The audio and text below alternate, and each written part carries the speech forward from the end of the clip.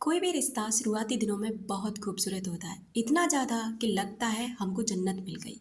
लेकिन कुछ समय बाद ना धीरे धीरे उस रिश्ते में खटास आने लग जाती है। उस रिश्ते में मनमुटाव शुरू हो जाते हैं, लड़ाई झगड़े शुरू हो जाते हैं, जरा जरा सी बातों पर एक दूसरे से बुरा मान जाते हैं। और हर समय यही शक का कीड़ा दिमाग में चलता रहता है कि पता नहीं क्यों ऐसा लगता है कि अभी इंसान मुझ में इंटरेस्टेड नहीं है। हो सकता है इसकी ज़िंदगी में कोई और आ गया, हो सकता है ये कहीं और बात करते हो। आप पूरे दिन रात उसको ऑनलाइन स्टॉक करते रहते हैं, कहाँ पर बात कर रहा है, कर रही है, कहाँ पर, किसके साथ ऑनलाइन है, किसके साथ कहाँ जा रही है। ये सारी चीज़ें करते करते ना आप उस दुनिया से दूर चले जाते हैं जिस दुनिया में अब तक आप जी रहे थे। एक ऐसी दुनिया में पहुंच जाते हैं जहाँ ओवर थिंकिंग है, एनजाइटी है, परेशानियाँ हैं, डिप्रेशन है। इसके अलावा खुशियाँ तो अब है ही नहीं, क्योंकि आपने सारा का सारा ध्यान, सारी की सारी ऊर्जा, सारे के सारे साइंस मेथड उस इंसान को चेज़ करने में लगा दिए हैं।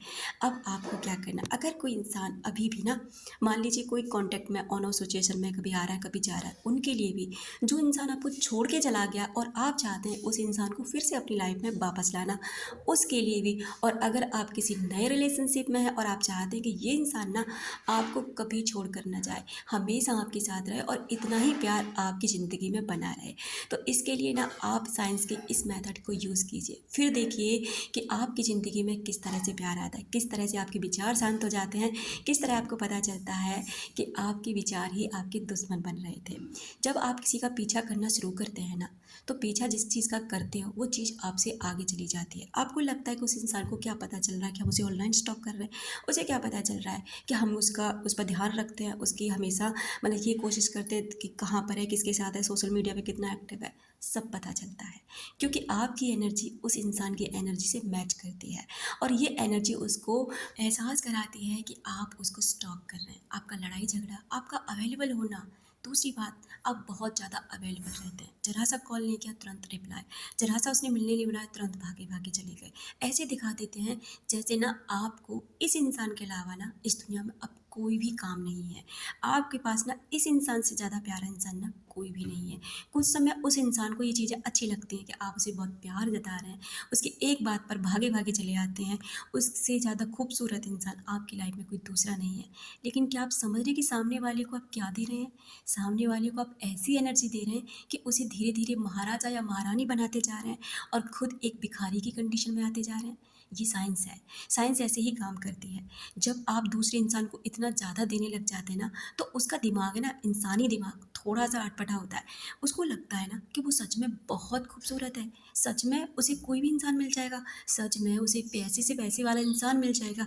और यही चीज़ ना उस इंसान को आपसे दूर कर देती है। बिल्कुल भी इतना अवेलेबल उस इंसान के लिए नहीं रहना है। भले ही आपको ना कोई भी काम नहीं है, भले ही आप घर में पड़े हुए हो ऐसे ही, लेकिन फिर भी आपको उस इंसान को ये दिखाना है कि आप बिज़ी हैं, अभी कुछ काम कर रहे हैं, अपनी मम्मी-पापा के साथ हैं, अपनी बहन-भाइयों के साथ हैं, अपने दोस्तों के साथ हैं। टाइम मिलते ही मैं आपको कॉल या मैसेज ज़रूर करूँगा या करूँगी। तो ये चीज़ ना दिखाएगी कि हाँ, वो इंसान भी अपनी लाइफ में बिज़ी है और वो इंसान भी मतलब इतना ज़्यादा क्या बोलते हैं मतलब बेकार नहीं है, फालतू नहीं है कि वो इंसान ना आपके लिए भागा चला आए तुरंत 2 मिनट में। तो ये चीज़ आपको ज़रूर दिखानी है। तीसरा, भीख नहीं माँगनी। आप जैसे मान लीजिए कोई इंसान के पास टाइम नहीं, आप कह रहे हो नहीं, नहीं मेरे को टाइम दो, मुझे कुछ नहीं पता, ये नहीं पता, मुझे टाइम चाहिए। कुछ समय में ना ये चीज़ें अच्छी लगती हैं, बचपना और धीरे-धीरे करके ना ये चीज़ें बुरी लगने लग जाती हैं। वो आपको ना जानबूझ के कटने लगेगा वो इंसान, जानबूझ के बिज़ी नहीं होगा फिर भी आपके लिए बिज़ी दिखाएगा। मेरे पास टाइम नहीं है, अभी मैं बात नहीं कर सकता, कर सकती, ये है, वो है, बहुत बहाने लगाएगा। इसलिए टाइम कभी मत माँगो। अगर उस इंसान को सच में आपसे प्यार है, उस इंसान को भी तो फ़ील होने दो ना कि उसे भी आपकी ज़रूरत है, कि आप ही उसकी ज़रूरत बनते जा रहे हो, उसे भी तो अपनी ज़रूरत बनने दो ना। तो आप जब ये करेंगे ना कि आपको भीख बिल्कुल भी नहीं माँगनी कि मुझे टाइम दो, कॉल करो, मैसेज करो, मिलने आओ, बिल्कुल भी नहीं। तीसरा अगला पॉइंट ये है, खुद पर ध्यान दो। हमेशा चाहे भले आपकी लाइफ ना कितनी भी सेटल हो गई है, लेकिन अपनी physical activity, physical health, mental health और अपने इनकम सोर्स, इन पर हमेशा काम करते रहो।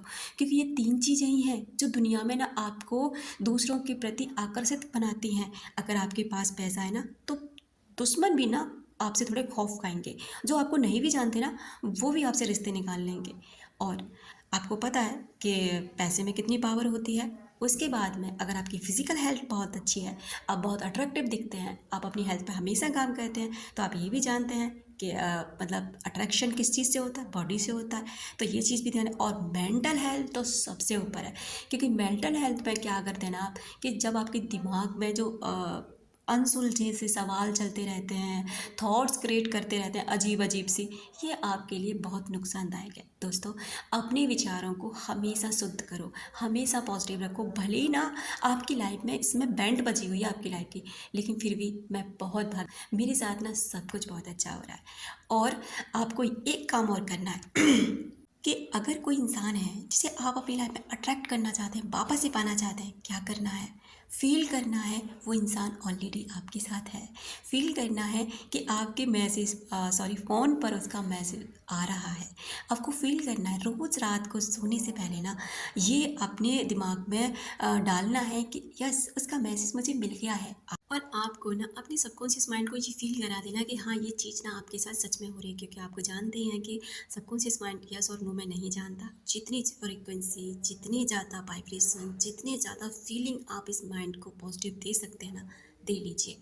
फिर आपकी ज़िंदगी में मिरेकल्स होते हैं। आपको दिन में फ़ील करना है कि ये इंसान ना सच में आपके साथ है।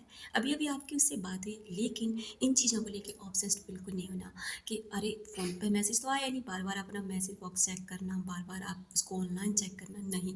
ये सब तो आपको करना ही नहीं है। ध्यान पूरा, फोकस पूरा अपने ऊपर लगा देना है। पूरी एनर्जी वहाँ से खींच कर ना अपने ऊपर लगा देनी है, अपनी फिटनेस पर, अपने सेल्फ लव पर, अपनी ग्रोथ पर। और वहाँ पर अगर याद आती है, वहाँ पर कुछ भी फील होता है, बस एक चीज़ रखनी है, यस वो मेरे साथ ही है, यस वो मेरे साथ ही तो है। मैंने अभी अभी उससे बातें करी हैं, बहुत अच्छा फील हुआ मुझे उससे बात करके। इस तरह से खुद के माइंड को ये पॉजिटिव अफर्मेशंस देने हैं। फिर देखना कि किस तरह वो इंसान आपकी लाइफ में लौटता है, और लौटता ही है। ये डेफिनेटली, हाँ, कुछ लोगों को टाइम लग सकता है। जब तक आपकी ऊर्जा बहुत पावरफुल नहीं हो जाएगी, उस फ्रीक्वेंसी तक नहीं पहुंच जाएगी जिस पर वो इंसान है, तब तक आपको टाइम लगेगा। तब तक आपको इस पे कोशिश करनी होगी, और सबकॉन्शियस माइंड को ये रियलाइज़ कराना होगा कि हाँ, वो चीज़ आपके पास ऑलरेडी है। ये कोई चमत्कार नहीं है दोस्तों, ये साइंस है। ये लॉ ऑफ अट्रैक्शन है, लॉ ऑफ एनर्जी है, और ये इसी तरीके से काम करती है। जितना आप फील कर सकते हैं अच्छा, जितना आप किसी के लिए अच्छा मतलब पॉजिटिव थॉट्स सेंड कर सकते हैं, जितना अपनी लाइफ में उन चीज़ों को महसूस कर सकते हैं जो आपको चाहिए, तभी ये चीज़ें ना आपको मिलने लगती हैं। इसलिए हमेशा याद करने को याद रखें। मतलब बहुत बड़ी बात बहुत छोटे शब्दों में बता रही हूँ, याद रखने को याद रखें। यानी कि आपको क्या याद रखना है, किस तरह के वाइब्रेशन रखने हैं, किस तरह के अपने थॉट्स क्रिएट करने हैं, इस चीज़ को आप हमेशा याद रखें। अपना रखें ख्याल, अपनों का रखें ख्याल, जिसे आप अट्रैक्ट कर सकें ढेर सारा प्यार और ढेर सारी खुशी।